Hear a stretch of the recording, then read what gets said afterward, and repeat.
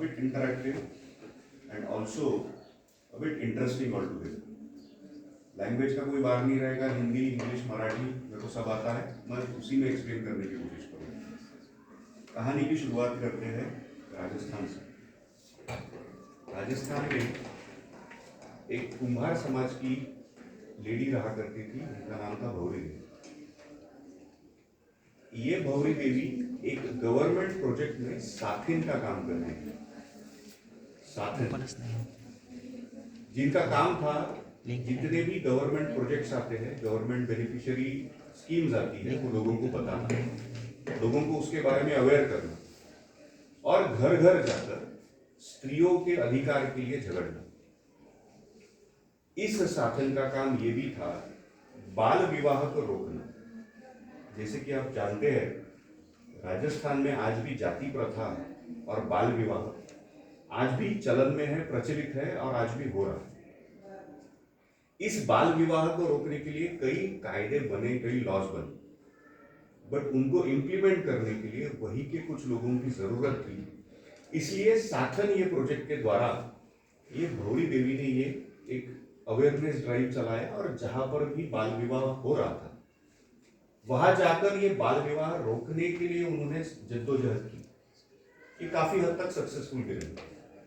But एक दिन ऐसा हुआ, गुर्जर समाज के, यानी दूध बांटने वाले वहां के कोई अच्छा बड़ा समाज का तबका था, इनके बाल विवाह को रोकने की कोशिश ये भौरी देवी ने की। कोशिश में वो सफल भी रहे। उनके बाद ये सारी घटना के बाद गुर्जर समाज काफी ज्यादा चिढ़ा हुआ था, काफी ज्यादा गुस्से में। इस भौरी देवी को के काम को मद्देनजर रखते हुए गुर्जर समाज जो चिढ़ा हुआ था, इस भौरी देवी पर बहुत गलत तरीके से अत्याचार किया गया, इनके ऊपर गैंग रेप किया गया। बात सुनते ही बड़ी दर्दनाक लगती है, बट ये सच्चाई और आगे बढ़ती है जब ये केस कोर्ट में गया। सारे जो अभियुक्त थे, सारे जो अक्यूज थे, सारे जो अपराधी थे, उनको कोर्ट ने बाइज्जत बरी किया। ये केस राजस्थान हाईकोर्ट तक गया। सबको जो बाइज्जत बरी किया गया, ये वहां तक मेंटेन रहा, यानी कोई भी आरोपी के खिलाफ दोष सिद्ध नहीं कर पाए और सबको एक्विटल मिला, सबको बाइज्जत बरी कर दिया गया हाईकोर्ट तक। इस घटना की ज्वाला हर तरफ फैली, इस तरह से फैली कि विशाखा नाम की एक एनजीओ, इनका ये कहना था, ये 1999 से लेके 1996 से लेके 1997 तक की घटना में बता रहा था। 1995-96 के आसपास ये विशाखा नाम का जो ये एनजीओ था, इस घटना को लेते हुए सुप्रीम कोर्ट पहुंचा। सुप्रीम कोर्ट में विशाखा का ये जो एनजीओ था, इनका कहना था कि जितनी भी महिलाएं अपने पेट पालने के लिए बाहर काम करने जाती है, वो सरकारी खाता रहे या गैर सरकारी खाता रहे, यहाँ पर उनको काम करने के लिए जो सहूलियत मिलनी चाहिए, जो प्रोटेक्शन मिलना चाहिए, जो संरक्षण मिलना चाहिए, वो आज भी नहीं मिल रहा।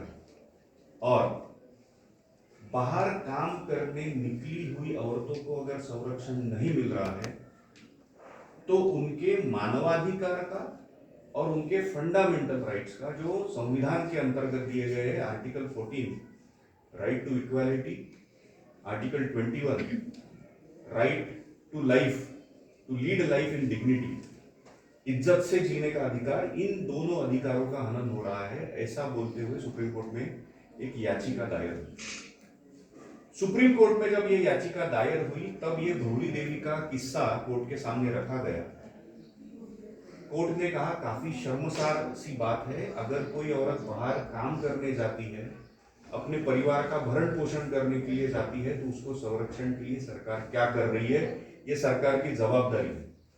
सरकार के पास कोई जवाब नहीं था। तब सुप्रीम कोर्ट ने पहली बार किसी विदेशी कायदे का, किसी विदेशी कानून का सहारा लेते हुए कुछ मार्गदर्शक तत्व दिए गए, जिसमें कहा गया कि जो स्त्रियां बाहर काम करने जाती है उनका संरक्षण होना बहुत जरूरी है, और जहां पर भी वो काम करने जाएगी उस मैनेजमेंट का, वहां के मालिक का ये जवाबदारी बनती है कि उसको हर तरह का संरक्षण दिया जाए, सो दैट वो बहुत अच्छे तरीके से वहां पर काम कर सके, डिग्निफाइड वे से काम कर सके। जब भी कोई कायदा भारत में बनता है तो वो भारतीय सीमा के अंतर्गत उसको यूज किया जाता है, इंप्लीमेंट किया जाता है। मैंने अगर भारत में खून कर दिया किसी का तो मुझे इंडियन पीनल कोड के हिसाब से सजा दी जाएगी। मैंने अगर स्विट्जरलैंड में खून किया तो उनके कायदे के हिसाब से मुझे सजा दी जाएगी। स्विट्जरलैंड का कायदा हम भारत में यूज नहीं कर पाए, बट पहली बार भारत के कानून के इतिहास में ऐसा हुआ कि एक कायदा जो यूनाइटेड नेशन, संयुक्त राष्ट्र के लेवल पर एक अंतरराष्ट्रीय कायदा बना था, अंतरराष्ट्रीय एक कागज बना था, जिसमें लिखा गया था किसी भी तरह का डिस्क्रिमिनेशन स्त्रियों के साथ ना हो, उसके लिए कन्वेंशन बनाया गया था। कन्वेंशन यानी एक तरह का इंटरनेशनल या अंतरराष्ट्रीय कायदा बनाया गया था, जिसमें कुछ मार्गदर्शक तत्वें दी गई थी। उस मार्गदर्शक तत्वों का सहारा लेते हुए सुप्रीम कोर्ट ने पहली बार Vishakha versus state of Rajasthan 1997 में कुछ मार्गदर्शक तत्वें दी गई, जिसमें कहा गया कि हमारे पास कोई भी ऐसा कायदा अवेलेबल नहीं है, कोई भी ऐसा कानून प्रख्यात नहीं है जिसके वजह से, जिसका यूज करते हुए हम स्त्रियों को जो काम करने जाती है उनके वर्क एटमॉस्फेयर में उनको संरक्षण दिया जाए, ऐसा कोई प्रोविजन नहीं बना है। मार्गदर्शक तत्व कुछ इस तरह से थी। सुप्रीम कोर्ट का कहना था अगर कोई भी स्त्री सरकारी या गैर सरकारी किसी भी खाते में अगर काम कर रही है तो उसको इस तरह का एनवायरनमेंट दिया जाना चाहिए जहां पर वो बिना किसी से डरे, बिना किसी से दबे, इज्जत से काम कर पाए, उसको किसी भी तरह का सेक्सुअल हरासमेंट ना सहना पड़े। आज भी कोई स्त्री जब बर्डी मार्केट से चलते हुए जाती है तो 10, 15, 50 नजरें उनको घूरते हुए रहती है, जिसके वजह से वो आज भी इनसिक्योर फील करती है। जब ये स्त्री किसी कॉलेज में, किसी स्पोर्ट्स कॉम्प्लेक्स में, किसी जिम में या फिर आपके खुद के घर में बर्तन मांजने आ रही है, उसको भी गलत नजर से शायद देखा जा रहा है, जिसके वजह से वो अपना काम ठीक से नहीं कर पा रही है, अपने काम करते समय वो डरी सहमी सी रह रही है, तो उसको क्यों ना किसी तरह का ऐसा प्रोटेक्शन दिया जाए जिस संरक्षण का सहारा लेते हुए वो अपनी इज्जत की रोटी कमा सके। 1997 में सुप्रीम कोर्ट ने पहली बार कहा कि हमारे पास कोई कायदा नहीं है, और ये मैनेजमेंट का, वो मालिक का अधिकार है, मालिक की जवाबदारी है कि उसने इस तरह का एनवायरनमेंट बनाना चाहिए, सो दैट हर स्त्री जब काम करने किसी भी कॉलेज में, किसी भी स्पोर्ट्स कॉम्प्लेक्स में, किसी भी स्विमिंग पूल या जिम में, किसी होटल में काम करने जाए तो उसे डिग्निफाइड वे से, इज्जत से काम करते हुए उस तरह का संरक्षण मिले।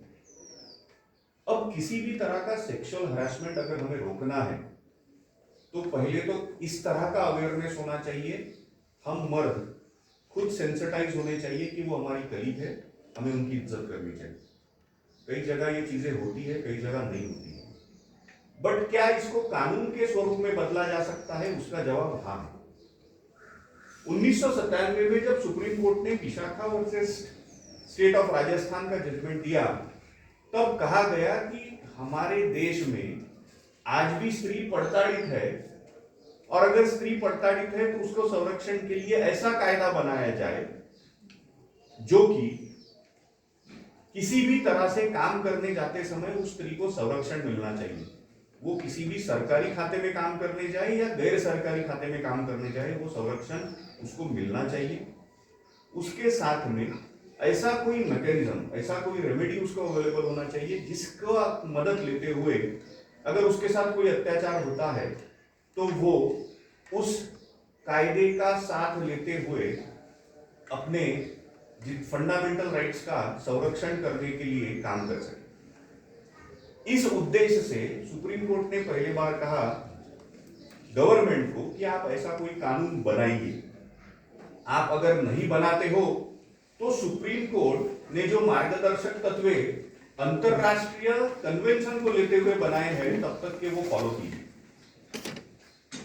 सुप्रीम कोर्ट ने Vishakha versus state of Rajasthan के केस में जो मार्गदर्शक तत्व दी गई उसमें ये दिखा कि किसी भी तरह का बहुत ज्यादा सीरियस पनिशमेंट का प्रावधान ना देते हुए किसी भी सरकारी निम्न सरकारी ऑफिस में दफ्तर में संरक्षण का माहौल बना रहे उसको मद्देनजर रखते हुए सारी चीजें इस तरह से इंप्लीमेंट हुए जिसके वजह से पुलिस कोर्ट का इंटरफेरेंस ज्यादा ना हो। क्योंकि आज आपके कॉलेज की कोई लड़की किसी पे अगर एलिगेशन लगाकर सेक्सुअल हरासमेंट की कंप्लेंट करने जाती है तो उसके पास एक ही रेमेडी है, पुलिस कंप्लेंट।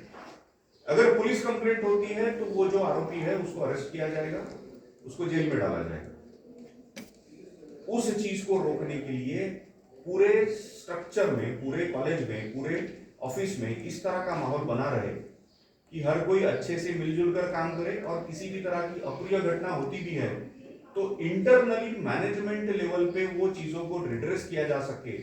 इस तरह का मैकेनिज्म कहीं तो भी कायदे में आना चाहिए। इसलिए सुप्रीम कोर्ट ने सरकार को कहा आप कायदा बनाइए, नहीं बनाते हो तो अंतरराष्ट्रीय कायदे के हिसाब से हम जो मार्गदर्शक तत्व दे रहे हैं उसके बेसिस पे आप ये संरक्षण दीजिए स्त्रियों को जो काम करने अपने घर से बाहर सरकारी या गैर सरकारी दफ्तर में जाकर अपनी रोजी रोटी कमा रही है, उनकी इज्जत को प्रोटेक्ट करिए। 97 में ये मार्गदर्शक तत्व जब आई उसके बाद काफी सारा अध्ययन हुआ, काफी सारा रिसर्च हुआ। सुप्रीम कोर्ट की मार्गदर्शक तत्वों को मद्देनजर रखते हुए 2013 में एक कायदा बना जिसका नाम रखा गया the sexual harassment of women at work places prevention and prohibition and redressal act. कायदा उसका नाम पढ़ते ही 2013 में ये कायदा आया, प्रेसिडेंट ने उस पर सही साइन किया और फाइनली एग्जीक्यूट हुआ। कोई भी कायदा जब बनता है तो उसकी एक प्रक्रिया होती है। जैसे कि मैंने कहा अंतरराष्ट्रीय कायदा किसी भी तरह से बनाया जा सकता है, जब तक सरकार उसको हाँ बोलती है तब तक के नहीं बनेगा। सुप्रीम कोर्ट के अधिकार में कोई भी कायदा बनाने का अधिकार नहीं है। इसलिए विशाखा की केस में मार्गदर्शक तत्व दी गई और सरकार को विनती की गई कि आप इस मार्गदर्शक तत्वों को मद्देनजर रखते हुए आप कोई कायदा बनाइए जिसमें एक रिड्रेसल मैकेनिज्म दीजिए, आप एक रेमेडी अवेलेबल करा दीजिए। ये जो भी स्त्रियां इस तरह से बाहर काम करने जाती है उनके लिए। अदरवाइज किसी भी तरह का अत्याचार अगर किसी स्त्री पे होता है तो उसको पुलिस के दरवाजे पे जाने के अलावा कोई भी रेमेडी नहीं बचती। ये आज भी सत्य है। जब कोई भी स्त्री काम कर रही है किसी भी कॉलेज में, किसी भी दफ्तर में, किसी भी स्विमिंग पूल, किसी भी जिम, किसी भी होटल में, वहां पर हमेशा ये उसको डर बना रहता है कि कौन मुझे किस नजर से देख रहा है, कौन मुझे किस तरह से बुला रहा है। इसको देखते हुए सेक्सुअल हरासमेंट, यौन उत्पीड़न, ये जो शब्द है इसकी व्याख्या करना जरूरी होगा। इसलिए सुप्रीम कोर्ट ने भी व्याख्या करने की कोशिश की जो कि बाद में ये 2013 के एक्ट में आई। अब आती क्या खंडाला, ये आमिर खान के लिए आज भी एक गाना है जिससे उसने वो मूवी में पैसे कमा। बट क्या ये सेक्सुअल हरासमेंट के कैटेगरी में आएगा? हाँ या नहीं? अगर वो लड़का रास्ते को बोल रहा है, अगर वो ऑब्जेक्ट नहीं कर रही तो नहीं आएगा, बिकॉज वो दोस्त है। बोलने का तरीका किस इंटेंशन से बोला गया है, उसके पीछे का मोटिव क्या है, ये अगर देखा जाए तो यौन उत्पीड़न के व्याख्या में आएगा या नहीं, ये सिचुएशन टू सिचुएशन डिफर करेगा। पर यौन उत्पीड़न या सेक्सुअल हरासमेंट ये शब्द की व्याख्या कायदे में करना बहुत जरूरी था। इसलिए ये कायदे में सेक्सुअल हरासमेंट की व्याख्या कुछ इस तरह से की गई है, जैसे किसी भी तरह से गलत तरीके के गाने या अब्यूजिव लैंग्वेज से या गलत तरीके की गालियां, गलत शब्दों का उच्चार करते हुए उस स्त्री के ऊपर कुछ चीजें बोलना, किसी तरह की कमेंट्स पास करना, सेक्सुअली करेबल एक्सरसाइजेज या साइन करना, गलत इशारे करना, गलत तरीके से छूना। आज मैं अगर भोगावरण को शेखंड करता हूं तो वो गलत तरीके से शेखंड नहीं माना जाएगा, बट आज मैं किसी आपके बीच में बैठे हुए लड़की की चोटी खींचता हूं, हम दोनों अनजान हैं, बट ये इस तरह की एक्ट कर रहा हूं, तो ये किसी तरह का फिजिकल अब्यूज के कैटेगरी में आएगा। हर सिचुएशन में यौन उत्पीड़न अलग तरह से अलग तरीके से इंटरप्रेट होगा, बट क्या उस शब्दों की व्याख्या इस कायदे के हिसाब से की गई है या नहीं, वो देखना काफी जरूरी है। तो सेक्सुअल हरासमेंट या यौन उत्पीड़न किसी भी तरह का गलत इशारा करना, गलत शब्दों का वापर करना, गलत तरीके से टच करना, गलत तरीके से किसी तरह का अनयूजुअल लिटरेचर दिखाना, पोर्नोग्राफी शो करना, ये यौन उत्पीड़न के कैटेगरी में आएंगे। ये 2013 का कायदा कहता है। जैसा कि मैंने कहा कि ये किसी फॉरेन कन्वेंशन से उठाया गया लॉ है, जिसके बेसिस पे कुछ मार्गदर्शक तत्वें बनी है। आपको हमेशा ये याद रखना पड़ेगा, कोई भी लॉ अगर बनता है तो किसी उद्देश्य से बनता है। तो इस कायदे का उद्देश्य ये है, सरकारी, निम्न सरकारी दवाखाने, होटल, स्विमिंग पूल, जिम या किसी भी ऐसे स्ट्रक्चर में जहां पर स्त्रियां काम कर रही है मर्दों के साथ, उनके साथ यौन उत्पीड़न ना हो, उनको इस तरह का फेवरेबल एटमॉस्फेयर मिले कि वो बिना डरे, बिना झिझक के उस इस्टेब्लिशमेंट में अच्छे से काम कर पाए और अपनी रोजी रोटी कमा पाए। अब इस उद्देश्य से अगर ये कायदा बना है, तो अगर सेक्सुअल हरासमेंट किसी स्त्री के साथ होता है, किसी लड़की के साथ होता है, तो क्या होना चाहिए, क्या रिड्रेसल मैकेनिज्म होना चाहिए, वो रिड्रेसल मैकेनिज्म को बनाने के लिए 2013 का ये एक्ट बना। अब इसमें जो मार्गदर्शक तत्वें दी गई है, उसमें सबसे बड़ी जवाबदारी दी गई है मैनेजमेंट पे या मालिक पे, जो उस इस्टेब्लिशमेंट को रन कर रहा है, जो वो इस्टेब्लिशमेंट से प्रॉफिट कमा रहा है। तो पहले तो हमें यह देखना जरूरी है कि कायदे का उद्देश्य क्या है। कायदे का उद्देश्य यह है कि protection of, prevention of sexual harassment, sexual harassment ना हो, लोगों में सेक्सुअल हरासमेंट के खिलाफ अवेयरनेस फैलाई जाए, और किसी भी तरह का कंप्लेंट सेक्सुअल हरासमेंट से रिलेटेड आता है तो उसको रिड्रेस करने के लिए, उसको खत्म करने के लिए और उसके ऊपर एक्शन लेने के लिए कोई एक मैकेनिज्म देना चाहिए, जो इस कायदे में दिया गया है। वो क्या मैकेनिज्म है, हम आज सेशन में शॉर्ट में समझ के पढ़ने की कोशिश करेंगे। दूसरा सबसे बड़ा कायदे का उद्देश्य यह है कि हर लड़की को, हर औरत को एक सेफ एनवायरनमेंट में काम करने के लिए एक इस तरह का एनवायरनमेंट मिले जहां पर वो इज्जत से आकर काम कर पाए, बिना डरे, बिना किसी डर के और बिना किसी से सहमे हुए वो काम कर पाए। इसलिए मैंने कहा कि अगर मेरे घर में बर्तन मांजने आने वाली अगर वो लेडी भी है, तो उसको भी वो सेफ एनवायरनमेंट मिलना चाहिए। अगर उसको भी सेक्सुअल हरासमेंट या यौन उत्पीड़न को सहन करना पड़ रहा है, तो उसके लिए एक मैकेनिज्म होना चाहिए, जो कि ये कायदे में दिया गया है। सबसे पहले और सबसे इंपॉर्टेंट चीज इस कायदे में बहुत अच्छी तरीके से दी गई है, जिसकी व्याख्या की गई है, जिसका मतलब है वर्क प्लेस, काम करने की जगह। इसलिए मैं जब से सेशन शुरू किया है, सेशन की शुरुआत से ही मैं बता रहा हूं कर रही है, तो इवन वो ट्रांसपोर्टेशन भी वो वर्क प्लेस के डेफिनेशन में आएगा। आप इस कॉलेज के स्टूडेंट हो, आप भी वो स्कूल बस या कॉलेज बस में आना जाना कर रहे हो, वो भी वर्क प्लेस के डेफिनेशन में आएगा। आप कंप्यूटर लैब में बैठ के काम कर रहे हो, वो कंप्यूटर लैब भी वर्क प्लेस में आएगा। जैसे कि मैंने कहा, हॉस्पिटल, जिम, स्पोर्ट्स कॉम्प्लेक्स, अगर वो सरकार के द्वारा चलाए जा रहे हैं तो भी ये कायदे के अंतर्गत आएंगे। वो निम्न सरकारी इस्टेब्लिशमेंट के तरह से चलाए जा रहे हैं, इनको लागू है। यानी कल रेडिसन ब्लू की कोई एम्प्लॉय ये नहीं बोल सकती कि sexual harassment at work places ये इस्टेब्लिशमेंट को अप्लाई नहीं होगा, क्योंकि 2013 का कायदा वर्क प्लेस की डेफिनेशन या वर्क प्लेस की व्याख्या काफी सहजता से, काफी अच्छी तरीके से कर छोड़ दिया। इसी तरह से सेक्शन 3 ये कायदे का ये कहता है किसी भी स्त्री का किसी भी तरह से सेक्सुअल हरासमेंट नहीं होना चाहिए।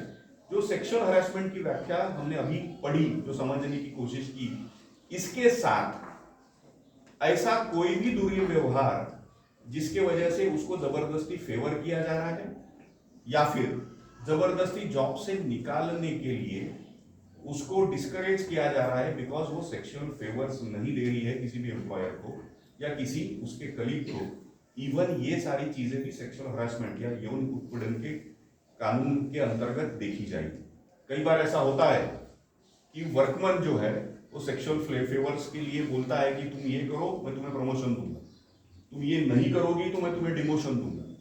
इस तरह का व्यवहार भी, पूछे जाना भी, बताए जाना भी और इस तरह के सिग्नल्स भी सेक्सुअल हरासमेंट या यौन उत्पीड़न के व्याख्या में आएंगे और इस तरह से करना ये कायदे के हिसाब से गलत होगा। उसके लिए एक मैकेनिज्म प्रोवाइड किया गया है। उसके लिए वो क्या मैकेनिज्म है समझने की कोशिश करते हैं। कोई भी रास्ते चलती स्त्री अगर उसके साथ इस तरह का कोई यौन उत्पीड़न होता है तो सबसे बेस्ट रेमेडी उसके पास अवेलेबल है। 100 नंबर डायल करो, कंप्लेंट करो। नॉर्मली लेडीज लोग अगर रास्ते पे चल रहा है कोई अनजान है तो ज्यादा सीरियसली नहीं लेती, इग्नोर करके निकल जाती। बट क्या ये इग्नोरेंस आपके कॉलेज प्रीमाइसेस में अफोर्डेबल है? क्या ये इस तरह का बिहेवियर हमारे कोर्ट प्रीमाइसेस में एक्सपेक्टेड है? मैं किसी लेडी लॉयर से इस तरह से बिहेव करूं, इस तरह से सेक्सुअल फेवर्स मांगू? ऑब्वियसली नहीं। इसकी वजह से वो जो लेडी है वो डरी सहमी सी रहेगी। हो सकता है कल कॉलेज आना बंद करे, हो सकता है उसके घर वालों को अगर पता चले तो घर वाले कल उसका एजुकेशन बंद कर दें। उसका right to life, right to choose profession, right to live life with dignity, जो कॉन्स्टिट्यूशन के अधिकार है उनका हनन होगा। इसलिए 100 नंबर पे डायल करने के बजाय ऐसे एक कमेटी को आप कंप्लेंट कर सकते हो, करना चाहिए। ये कमेटी का इस्टेब्लिशमेंट कैसे होना चाहिए इसके बारे में प्रावधान इस कायदे में दिए गए। अब जैसे कि मैंने कहा, सरकारी रहे या निम्न सरकारी रहे, इस कायदे के प्रावधान इसकी जैसे के वैसे अप्लाई करना मैनेजमेंट को, वो इस्टेब्लिशमेंट के मालक को बहुत ज्यादा जरूरी है। अब समझते हैं रिड्रेसल मैकेनिज्म क्या है। अगर कोई स्त्री इस तरह का यौन उत्पीड़न अगर सहन करती है या उसके ऊपर कोई इस तरह का इंसिडेंस होता है तो उसने क्या करना चाहिए, उसके लिए क्या प्रावधान है। नॉर्मली 100 नंबर पे डायल करना, पुलिस को इन्फॉर्म करो। बट हर बार पुलिस को इन्वॉल्व करने से प्रॉब्लम सॉल्व नहीं होता है। कई बार चीजें कॉम्प्लिकेटेड हो सकती है, अननेसेसरी वो लड़की की बदनामी हो सकती है, वो अक्यूज की बदनामी हो सकती है। Then why not to make it confidential inquiry. इस तरह को देखते हुए ये कायदा ये कहता है कि इस तरह के कॉलेज में, स्पोर्ट्स कॉम्प्लेक्स में, जिम में, होटल में एक इंटरनल कमेटी का इस्टेब्लिशमेंट करिए, इंटरनल कमेटी का गठन करिए। अब ये इंटरनल कमेटी क्या है? ये इंटरनल कमेटी आपके कॉलेज की, मेरे कोर्ट की, हमारे कोर्ट की, किसी बस स्टॉप की या किसी जिम की या इवन रेडिसन ब्लू होटल जैसे इतने बड़े एस्टेब्लिशमेंट की एक इस तरह की कमेटी होगी जहां पर कोई भी पीड़ित स्त्री लिखित में, जबानी या फिर इस कमेटी की मदद से अपने ऊपर हुए सेक्सुअल हरासमेंट के बारे में कंप्लेंट कर पाए। इसका क्या मतलब है? कोई भी सरकारी या निम्न सरकारी इस्टेब्लिशमेंट जो हमने अभी पढ़े, उसमें ये लोकल कमेटी का गठन होना बहुत जरूरी है। अगर ये लोकल कमेटी बनती है तो उसके कुछ प्रावधान किए गए हैं, वो प्रावधान के हिसाब से वो लोकल कमेटी बननी चाहिए। जैसे कि मैंने कहा, अगर कोई यौन उत्पीड़न हो रहा है तो 100 नंबर पे फोन करो, पुलिस वाला आएगा, आपकी कंप्लेंट लिखेगा, एफआईआर लिखी जाएगी, इन्वेस्टिगेशन होगा, आरोपी को अरेस्ट करके जेल में डाला जाएगा। यहाँ पर शायद जेल में डालना अवॉइड करना है, इसलिए कमेटी का प्रावधान इस कायदे में किया गया है। ये कमेटी क्या होती है? ये कमेटी होती है 4 से 5 लोगों की, जिसमें सबसे सीनियर एम्प्लॉय जो होता है वो इस्टेब्लिशमेंट का, उसमें भी वहां की सबसे सीनियर लेडी, सबसे सीनियर औरत जो एक हाईएस्ट पोजीशन होल्ड कर रही है आज के तारीख में, वो उस इंटरनल कमेटी की प्रेसिडेंट बनेगी। इंटरनल कमेटी के प्रेसिडेंट के साथ और कोई 2 लेडीज रहेगी, 2 से कम नहीं रह सकती, ऐसी लेडीज जो कि ये कमेटी की मेंबर रहेगी। इस कमेटी में हर कोई आदमी अगर मालिक के तरफ से रहा और कॉलेज मैनेजमेंट की तरफ से रहा तो फेयर इंक्वायरी होने की पॉसिबिलिटी नहीं है। इसलिए एक ऐसा बंदा अपॉइंट करिए जो कि मेल मेंबर भी हो सकता है, फीमेल मेंबर भी हो सकता है, जो कि किसी एनजीओ से निगडित रहे, एनजीओ से अटैच रहे, जिसका काम ये होगा, जिसको ये जो मेंबर्स और ये जो चेयरमैन है ये कमेटी के, इनको कायदे का नॉलेज होना चाहिए थोड़ा बहुत, ये सोशली एक्टिवेटेड होने चाहिए, सोशल अवेयरनेस होने चाहिए इनमें, ये इनका बेसिक क्वालिफिकेशन है। अब ये कमेटी जब फॉर्म की गई है तब ये कमेटी आपके कॉलेज में काम कर रही है, कार्यरत है, इसके बारे में आप बोर्ड लगाइए सो दैट यहाँ की सारी स्त्रियों को, सारी औरतों को पता चले कि मेरे साथ अगर ऐसा कुछ होता है तो किस कमेटी के पास मुझे जाकर कंप्लेंट करनी है। अब ये कमेटी की क्या क्या जवाबदारी है समझने की कोशिश करते हैं और किस तरह से कमेटी काम करते हैं वो भी समझने की कोशिश करते हैं। ये कॉन्फिडेंशियल रखा जाए, कंप्लेंट के कंटेंट को कॉन्फिडेंशियल रखा जाए सो दैट उसकी बदनामी वो एस्टैब्लिशमेंट में ना हो। जो आरोपी है जिसके खिलाफ कंप्लेंट की गई है उसको रिस्पोंडेंट करेंगे, जो मेल मेंबर होगा जिसके ऊपर एलिगेशन लगे कि वो उसने उस तरह का सेक्सुअल हरासमेंट किया है। अब ये कमेटी अगर कोई लेडी कंप्लेंट लिखित में दे सकती है तो उसको लिखित में कंप्लेंट लेना चाहिए। अगर उसकी मनस्थिति नहीं है कि वो कंप्लेंट लिख कर दे तो ओरली भी ये अपना ग्रीवांस उस कमेटी के सामने ओरली भी अपने कमेटी के सामने बोल सकती है और ये कमेटी की जवाबदारी होगी उसने जो भी शब्द जहां बोला गया है उसको राइटिंग में लिख कर रिकॉर्ड का पार्ट बनाए।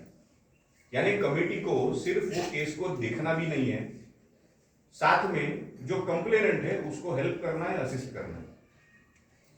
अब आप बोलोगे कि किसी तरह का सेक्सुअल हरासमेंट अगर 4 साल पहले हुआ तो क्या उसका कॉग्निजेंस या उसका जो वो कंप्लेंट जो है वो क्या कमेटी ने लेनी चाहिए? कायदा कहता है नहीं। कायदा बोलता है कि इस तरह का कोई भी सेक्सुअल हरासमेंट हुआ है तो वो लेडी ने 3 महीने के अंदर वो कंप्लेंट वो कमेटी के सामने करनी चाहिए। 3 महीने के अंदर वो कंप्लेंट नहीं हुई तो 2 ही पॉसिबिलिटीज है, एक तो कंप्लेंट ली नहीं जाएगी या फिर अगर ली भी जाती है तो उसके ऊपर कोई एक्शन नहीं होगा, या फिर कंप्लेंट इस तरह से होनी चाहिए कि उसका जो लास्ट इंसिडेंस है यौन उत्पीड़न का वो 3 महीने के पीरियड के अंदर बैठना चाहिए। अगर फिर भी नहीं बैठता है तो वो कंप्लेनेंट की जवाबदारी है कि इतने दिन मैंने कंप्लेंट क्यों नहीं की, ये वो कमेटी को सेटिस्फाई करना पड़ेगा। और कमेटी अगर सेटिस्फाई होती है तो पुरानी कंप्लेंट का भी एक्शन लेना या नहीं ये कमेटी की जवाबदारी बनती है। अब रक्षक ही भक्षक अगर बने तो क्या करना चाहिए? पुलिस वाले ने ही अगर किसी लड़की को छेड़ा तो पुलिस वाले की कंप्लेंट कहां करेंगे? इसका जवाब भी इस कायदे में दिया गया है। पुलिस वाले ने अगर किसी लड़की को छेड़ा तो उसके सुपीरियर ऑफिसर्स के पास कंप्लेंट जाएगी जैसा कि नॉर्मली होता है। बट ये कायदा बोलता है कि किसी एम्प्लॉयर ने ही अगर किसी तरह का यौन उत्पीड़न किया तो क्या उसकी कंप्लेंट ये इंटरनल कमेटी के पास जानी चाहिए? ऑब्वियसली नहीं, क्योंकि जो इस्टेब्लिशमेंट का मालिक है वही अगर इंटरनल कमेटी बनाएगा तो कमेटी बराबर काम नहीं करेगी, एम्प्लॉयर के या मालिक के इशारों पर वो चलेगी और सारी चीजें खराब करके रखेगी। इसको मद्देनजर रखते हुए जैसे कि मैंने लोकल कमेटी के बारे में बात की, वैसे जैसे मैंने इंटरनल कमेटी की बात की, वैसे ही एक लोकल कमेटी का प्रावधान इस कायदे में दिया गया है। इसलिए मैंने कहा अगर रक्षक ही भक्षक बन जाए तो उसकी कंप्लेंट कहाँ करेंगे? तो ये लोकल कमेटी जो है इसके पास कंप्लेंट की जा सकती है। अब इंटरनल कमेटी के कुछ लिमिटेशंस है। इंटरनल कमेटी जिसके पास ये सेक्सुअल हरासमेंट का कंप्लेंट कब जाएगा या फिर इंटरनल कमेटी कब इस्टेब्लिश होगी? जब किसी इस्टेब्लिशमेंट में 10 से ज्यादा काम करने वाले अगर वर्कर्स है तो ही इंटरनल कमेटी बन सकती है, बननी चाहिए और बननी ही चाहिए, ये 2013 का एक्ट बोलता है। लेकिन जहां पर एक होटल है जहां पर सिर्फ 4 लोग काम करते थे, मालिक खुद बैठता है, 4 लोग काम करते हैं, वहां पर इंटरनल कमेटी नहीं बनाई जा सकती। इस लोगों के लिए, ऐसे लोगों के लिए जहां पर 10 से कम लोग काम कर रहे हैं, उनके लिए सरकार ने लोकल कमेटी का गठन करने की बात की है। अब ये लोकल कमेटी क्या होगी? Local committee basically collector, district magistrate, additional collector, government इनको अपॉइंट करेगा, लोकल ऑफिसर करेगा। ये लोकल ऑफिसर में से कोई एक नोडल ऑफिसर अपॉइंट किया जाएगा। नोडल ऑफिसर के सामने इस तरह की कंप्लेंट, जहां पर एम्प्लॉयर ही रक्षक ही अगर भक्षक है तो उसकी कंप्लेंट लोकल कमेटी के सामने जाएगी, जो सरकार ने लोकल कमेटी के नाम पे गठन करके रखी है, जिसका कर्ता धर्ता, जिसका प्रिसाइडिंग ऑफिसर जो कि कलेक्टर होगा या डिस्ट्रिक्ट मजिस्ट्रेट होगा। अब जैसा कि इंटरनल कमेटी का कोई कंपोजिशन मैंने बताया, वहां पे 4 से 5 मेंबर रहेंगे, वैसे ही लोकल कमेटी का भी इस्टेब्लिशमेंट ये एक्ट पे दिया गया है। लोकल कमेटी में भी एक सोशल वर्कर लेडी रहेगी, सीनियर सोशल वर्कर लेडी रहेगी, जिसको कायदे का नॉलेज रहेगा। दूसरे 2 से कम नहीं, लेकिन 2 से थोड़े ज्यादा कुछ मेंबर्स रहेंगे जो ये कमेटी की देखभाल करेंगे और कमेटी के सामने जो काम या जो कंप्लेंट आएंगी उसको देखेंगे। और एक ऐसा इंडिपेंडेंट आदमी जो एनजीओ से रहेगा, जैसा कि इंटरनल कमेटी में भी था, वैसा लोकल कमेटी में भी रहेगा। अब इतनी कमेटी हमने देखी। इतनी कमेटी बनाने के बाद बेसिकली इनका काम क्या है वो भी समझने की कोशिश करते हैं। किस तरह से कमेटी काम करती है, इन्होंने क्या करना चाहिए वो भी समझते हैं, कोशिश करते हैं। इन कमेटी के सामने जब भी कंप्लेंट आएगी, कंप्लेंट लिखित में रखते हुए वो कंप्लेनेंट की आइडेंटिटी को छुपाते हुए कंप्लेंट के ऊपर एक्शन लेना जरूरी है। जब इन्होंने एक्शन लिया, तब एक्शन लेते समय आज भी वो लड़की, वो औरत डरी सहमी सी है। उसके लिए, उसके प्रोटेक्शन के लिए कुछ ऐसे मेजर्स लेने जरूरी है जो कि ले सकते हैं, ये कायदे में दिए गए हैं, जो इस तरह से हो। जैसे कि अगर वो किसी मर्द से, किसी लड़के से, किसी बंदे से अगर वो हरास है, सेक्सुअली हरास हो चुकी है, उस सर्कमस्टांसेस में वो लोकल कमेटी या इंटरनल कमेटी उस बंदे को 3 महीने की छुट्टी पे छोड़ सकती है कि भाई इस 3 महीने तक ऑफिस मत आ, जब तक इंक्वायरी कंप्लीट नहीं।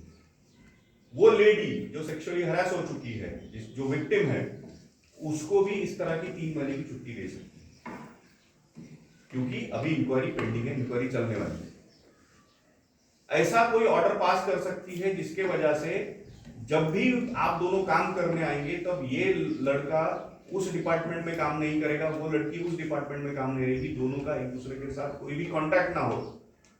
अब आप बोलोगे कि अगर वो विक्टिम है, उसको 3 महीने की छुट्टी दी जाए तो 3 महीने का उसका सैलरी का क्या?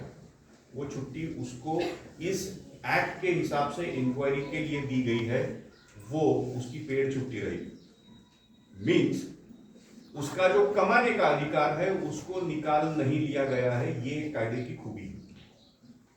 इस तरह के ऑर्डर पास करते समय सबसे पहले जब कंप्लेंट आती है, तब कंप्लेनेंट के रिक्वेस्ट पर एक प्रावधान इस कायदे में दिया है, जिसके बेसिस पर यह कहा जा सकता है कि अगर हो सकता है आपका सेटलमेंट हो सकता है, आपको लगता है कि आगे वाला पुरुष, आगे वाला जो पार्टी है, रिस्पोंडेंट पार्टी है, वो माफी मांगकर अगर वो चीज को वहीं के वहीं खत्म करने की तैयारी दिखा रहा है और विक्टिम अगर वो चीज के लिए अग्री है, तो वो इंक्वायरी वहीं पर रोक देनी चाहिए। खेलता काम करने का एनवायरमेंट बना रहे। वो पुरुष ने अगर माफी मांग ली और बोल दिया कि इसके बाद मैं ऐसा नहीं करूंगा, वो इंक्वायरी वहीं पर रोक दीजिए। बट ये करने के लिए जो विक्टिम है, कंप्लेनेंट है, उसका कंसेंट होना जरूरी है। इस प्रोसेस को कंप्लीट करते समय किसी भी तरह का पैसे का लेन देन नहीं होगा। इस चीज का प्रिकॉशन लेने की जवाबदारी वो इंटरनल कमेटी की रहेगी। इसके पीछे का उद्देश्य ऑब्वियसली ये है कि किसी भी तरह के पैसे के लेन देन के लिए कोई लड़की, कोई औरत इस कायदे का मिसयूज ना करे। तो अगर आपको सेटल करना है मैटर कमेटी के सामने, आप कर सकते हो, आपने करना चाहिए, बट उसके लिए विक्टिम का कंसेंट लगेगा। विक्टिम खुद एग्री होनी चाहिए वो करने के लिए। इंटरनल कमेटी कंसिलिएशन के लिए फोर्स नहीं कर सकती कि जान दो, छोड़ो, खत्म करो। विक्टिम बोलेगी कि हाँ, अगर इन्होंने माफी भी मांग ली तो मैं इन विषय को यही खत्म करती हूँ और इसके बाद ये बंदे ने मेरे से बात नहीं करना चाहिए। सो ये इस तरह के कुछ सेटलमेंट टर्म्स अगर कंसिलिएशन प्रोसेस में बने तो उनको रिस्पेक्ट करते हुए वो इंक्वायरी वहीं पर खत्म कर दी जानी चाहिए। ये कंसिलिएशन का प्रावधान इस कायदे में दिया गया है। लेकिन अगर कंसिलिएशन नहीं हुआ अगर समझौता नहीं हुआ और विक्टिम ने बोला कि नहीं मैं समझौता नहीं करना चाहती, तो क्या होगा? तो इंक्वायरी आगे बढ़ेगी। इंक्वायरी जब आगे बढ़ेगी तब ये इंटरनल कमेटी को सिविल कोर्ट के जैसे पावर्स है। सिविल कोर्ट को क्या पावर्स है? किसी भी विटनेस को बुलाना, किसी भी बंदे को समन करके वो इंक्वायरी में प्रेजेंट करवाना, किसी भी विटनेस की जवाब ओरल उसका एविडेंस रिकॉर्ड करना, उसकी जवाब रिकॉर्ड करना, उसको सजा देने के लिए अगर कुछ वार्निंग देना है तो उस तरह से वार्निंग देना, किसी इंक्वायरी से रिलेटेड कोई ऑर्डर पास करना है तो वो ऑर्डर पास करना, जैसे कोर्ट में जज ऑर्डर पास करते हैं वैसे ऑर्डर पास करने के अधिकार ये जो इंटरनल कमेटी बताई मैंने इन कमेटी को करने के लिए। सबसे बड़ा मुद्दा, जब इंटरनल कमेटी काम करना शुरू करेगी तब कंप्लेंट आएगी। कंप्लेंट अगर कंसिलिएशन या सेटलमेंट नहीं हो रहा है तो इंक्वायरी शुरू होगी। उस कंप्लेंट का कॉग्निजेंस लेते हुए इंटरनल कमेटी को सारे कागज, स्टेटमेंट्स, जो रिस्पोंडेंट है जिसके खिलाफ वो एलिगेशन किए गए हैं उसको भी वो कॉपीज देकर वो इंक्वायरी फ्री, फेयर और ईमानदारी से चलाने की जवाबदारी वो इंटरनल कमेटी की। अब आप बोलोगे कि ये कोर्ट केस चलता है, सालों साल चलता है, इसका कोई सॉल्यूशन नहीं निकलता है, अल्टीमेटली हर कोई सफर होता है। नहीं, ये कायदा कहता है कि ये इंक्वायरी जो कंडक्ट करोगे आप, इसको 3 महीने के अंदर कंप्लीट करना है। इंक्वायरी अगर 3 महीने के अंदर कंप्लीट नहीं होती है तो उसके लिए रीजन बताइए और आगे बढ़ाइए, इंक्वायरी कैसे करेंगे। ये इंक्वायरी कंप्लीट हो जाने के बाद 2 चीजें होगी। एक तो जिसने ये झूठी कंप्लेंट की है और जिसने झूठी कंप्लेंट को सपोर्ट करने वाला एविडेंस या पुरावे दिए हैं उसके ऊपर भी ये इंटरनल कमेटी एक्शन ले सकती है। और जैसे कि मैंने कहा कि हमें शांति प्रिय एक तरह का ऐसा एटमॉस्फेयर हमारे कॉलेज में, जिम में, होटल में बना के रखना है सो दैट आपस में ये जो एम्प्लॉय है झगड़ना पड़े। इसके लिए ये कायदा अगर लाया गया है चलेगी कि जो 3 महीने में इंक्वायरी कंप्लीट करनी है, इसमें अगर जो बंदा जिसके खिलाफ को कार्रवाई हुई उसके ऊपर अगर चार्जेस प्रूव हो जाए तो उसको कुछ सजा मिलनी चाहिए। वो सजा का प्रावधान भी इस कायदे में दिया गया है। सजा क्या हो सकती है? वो जो बंदा है जिसके खिलाफ को चार्जेस प्रूव हुए उसको टर्मिनेट किया जा सकता है, उसको सस्पेंड किया जा सकता है, उसकी सैलरी, उसका प्रमोशन कुछ दिनों के लिए रोका जा सकता है, उसको कुछ दिनों के लिए वो इस्टेब्लिशमेंट में एंटर करने के लिए रोका जा सकता है। इस तरह के ऑर्डर इंटरनल कमेटी पास कर सकती है। अब आप बोलोगे कि अगर किसी तरह का गलत ऑर्डर अगर किसी मर्द के खिलाफ पास हुआ तो उसके पास क्या रेमेडी है? इस कायदे के हिसाब से इस तरह की इंटरनल कमेटी का कोई भी गलत अगर डिसीजन आता है तो अपील करने का प्रावधान भी इस कायदे में दिया गया है। ये कायदे से हमें किसी को परेशान करके किसी को सजा देना ये ऑब्जेक्ट नहीं, बट एक डर का माहौल बना रहे सारे इस्टेब्लिशमेंट में कि अगर किसी तरह का यौन उत्पीड़न किसी स्त्री के साथ वो इस्टेब्लिशमेंट के वो संगठन में अगर हो रहा है तो उसके लिए काफ़ी गलत तरीके की इंक्वायरी, काफ़ी स्ट्रिक्ट इंक्वायरी हो सकती है जिसका अफेक्ट वो बंदे के करियर पे आएगा। इस चीज़ को मद्देनजर रखते हुए वो मर्द, वो इंसान किसी भी इस्टेब्लिशमेंट में काम करते हुए डरा सहमा रहे। साथ में ये जो इंक्वायरी कंडक्ट करेंगी, ये इंक्वायरी गवर्नमेंट डिपार्टमेंट या डिस्ट्रिक्ट मजिस्ट्रेट को इंक्वायरी जो कंप्लीट की है उसकी जानकारी, उसका पूरा रिपोर्ट, ये जो नोडल ऑफिसर है ये डिस्ट्रिक्ट मजिस्ट्रेट है, इसके सामने हर क्वार्टरली रिपोर्ट, हर साल का रिपोर्ट उसके सामने देना जरूरी है। आपके इस्टेब्लिशमेंट में सेक्सुअल हरासमेंट की कंप्लेंट हुए या ना हुए, ये सारा ऑडिट रिपोर्ट आपको डिस्ट्रिक्ट मजिस्ट्रेट, वो डिस्ट्रिक्ट में काम कर रही है, एक दंडे हॉस्पिटल जैसा बड़ा एक hospital, even government medical college जैसा बड़ा एक हॉस्पिटल, वहाँ पर भी जांच क्रिया काम कर रही है। वहाँ पर महिलाओं के लिए सेफ एनवायरनमेंट दिया जा सके, इसकी जवाबदारी मैनेजमेंट की। इसलिए आप देखोगे कई कॉलेज में बिना आई कार्ड पहले स्टूडेंट को एंट्री नहीं दी जा सकती। इस तरह के प्रिकॉशन लेने की जवाबदारी मैनेजमेंट की है, क्योंकि पॉसिबिलिटीज आर ऑलवेज देयर। बाहर का कोई अनजान स्टूडेंट कॉलेज में घुसकर अंदर बैठी किसी लड़की की छेड़ निकालकर बाहर निकल जा सकता है। तो ये सेफ एनवायरनमेंट प्रोवाइड करने की जवाबदारी मैनेजमेंट की है। साथ में ऐसे पोस्टर्स लगाए जाए, इस तरह का डिस्प्ले किया जाए हर कॉलेज में, हर इस्टेब्लिशमेंट में, जहां पर लेडीज को और मर्दों को भी पता चल सके कि यहाँ पर सेक्सुअल हरासमेंट से रिलेटेड झगड़ने के लिए इंटरनल कमेटी का स्थापन किया गया है।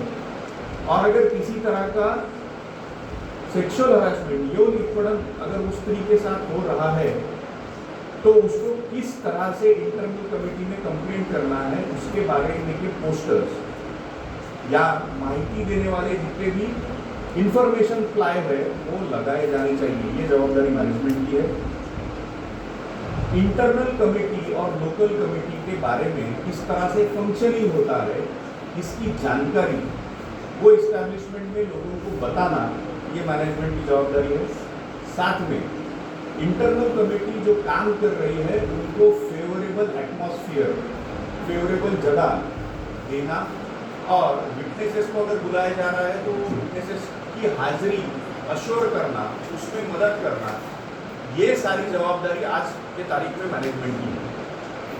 साथ में मैनेजमेंट की जवाबदारी है कि इस तरह के वर्कशॉप्स लिए जाए, इस तरह के कार्यक्रम किए जाए जिसके वजह से लोकल कमेटी, इंटरनल कमेटी और sexual harassment at work places act 2013 इसकी जानकारी स्टूडेंट्स को, एम्प्लॉयज को और सारे जितने वर्कर किया जा सके इस तरह के वर्कशॉप्स कंडक्ट करने की जवाबदारी मैनेजमेंट की। साथ में किसी भी तरह की कंप्लेंट अगर मैनेजमेंट के पास, इंटरनल कमेटी के पास आती है तो उस कंप्लेंट को नज़रअंदाज ना करते हुए उस पर एक्शन लेते हुए कार्रवाई करने की जवाबदारी मैनेजमेंट की। अगर नहीं करती मैनेजमेंट पे कंप्लेंट करने के बाद उसी वर्क एनवायरनमेंट में उसको कोई ऐसा मैकेनिज्म दिया जा सके जहां पर वो अपनी बात रख सके और अपनी कंप्लेंट करके उससे रिलेटेड जो आदमी ने उसको हनन किया है, उसके अधिकारों का हनन किया है, उसके बारे में एक्शन ली जा सके। इस तरह से ये कायदा काम करता है। Now let us make the session interactive. If anyone is having any query with regard to this category, नहीं है, सबको समझा है? Conclude करते हैं। Thank you so much for your patient hearing.